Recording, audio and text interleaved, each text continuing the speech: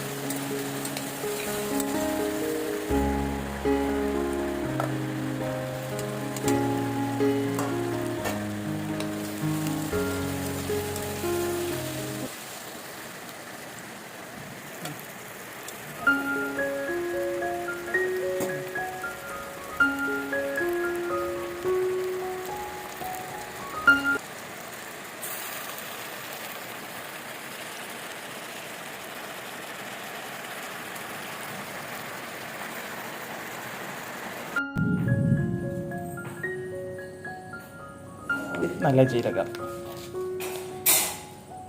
ഇത് പെരുംജീരകം, ഫെന്നൽ സീഡ്, കുരുമുളക് പൊടി,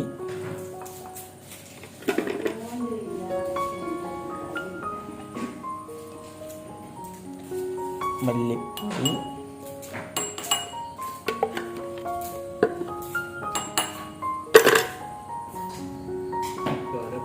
മഞ്ഞൾപ്പൊടി,